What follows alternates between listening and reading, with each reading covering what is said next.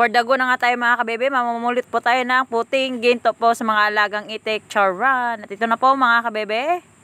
Hello mga kabebe, yun na nga po mga kabebe, magandang buhay po sa lahat at yung marites nyo ay nagbabalik po. Ako nga pala yung duck girl ng Bukidnon at ang nagsasabing ako lang yung pinakamagandang babae sa balat ng mga itik ni Charge. Hindi mga kabebe, may mamarites yung duck girl nyo dahil nga yung last update ko po ay about yun sa itlog. Ngayon po mga kabebe ay mag-update ulit po tayo ng tungkol pa din sa mga itlog mga kabebe. Ano na po bang mga nangyari mga kabebe? Bakit ba nag-update ako? Charot. Yun nga mga kabebe, hinintay ko po yung ilang araw po bago ulit ako mag-update. Inoobserbahan ko po kung paano nga ba, bakit hanggang kailan ako maghihintay.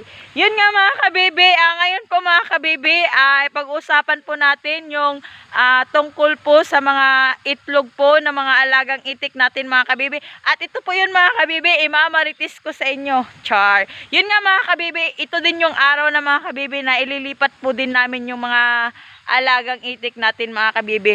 Idadaan po natin dyan sila sa kanal. At yun nga mga kabebe, yung mga alagang itik natin ay andun na po. Hindi ko na po na-videohan, pero yung pag-uusapan po natin ngayon is about sa mga update po ng mga alagang itik ko po, yung mga itlog po nila mga kabebe. At ito nga mga kabebe, may nakikita tayong mga itlog yan, mga itlog yan mga kabebe. Mga puting ginto po yan mga kabebe. Ito po, medyo okay na po ngayon mga kabebe kasi nga may mga itlog na po tayong nakikita. Charot. Hindi na yung itlog niya lagi yung nakikita natin. Char. Yun nga mga kabebe, ito mga kabebe. Oh yan, may mga itlog na po yung mga alagang itik natin mga kabebe. Hindi po siya ganun karaming itlog po mga kabebe, pero okay na din yun mga kabebe kasi nga yung itik ko po mga kabebe is 6 years old pa lang. 6 months old pa lang. 6 months old pa lang yung mga alagang itik natin mga kabebe. At yun nga mga kabebe, pagkatapos ng 6 months na yun ay nakaramdam na rin tayo ng panlalamig katulad niya. Char, hindi ganon. Nakakaramdam na tayo ng amoy itik dito. Hindi, yung amoy na pakiramdam na parang tuloy-tuloy na yun mga kabebe kasi nga yung alagang itik natin is 6 months na. At finally mga kabebe, unti-unti na din natin nararamdaman yung mga alagang itik natin na nangingitlog na talaga sila mga kabebe. Hindi man sila pantay-pantay, hindi sila katulad ng kalaki, katulad nito. Itong itik na to mga kabebe is large na ito. Kahit yung itik natin mga kabebe is 6 months pa lang po, ay nangitlog na din siya ng malaki. Kasi nga may mga alagang itik din tayo na umuna na ng itlog, nauna na yung similya nila. Samantalang yung iba ay ngayon pa lang po nangingitlog. Kaya pong nangyari is dumami konti yung mga itlog po natin. At yun nga mga kabebe, may nakikita pa din akong mga small dito. Katulad nito mga kabebe.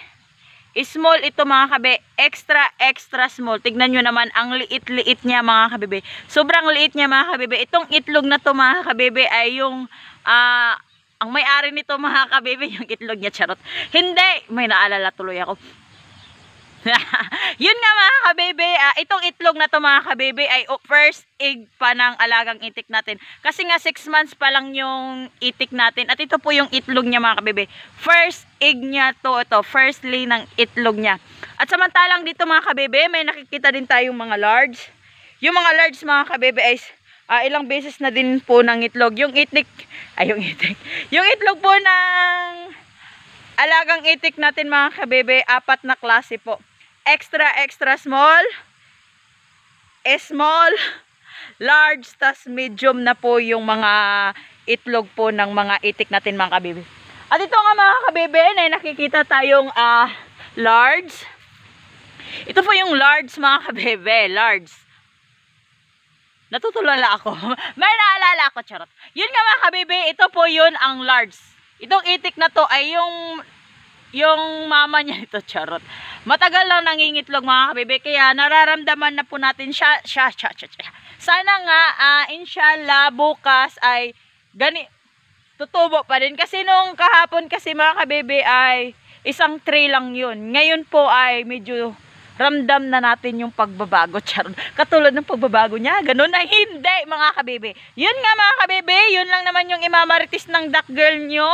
Yung about sa itlog ng itik natin. At ngayon po mga kabebe ay na-update na po tayo. At yun nga ay mamumulot po tayo ng mga itlog po ng mga alagang itik natin mga kabebe.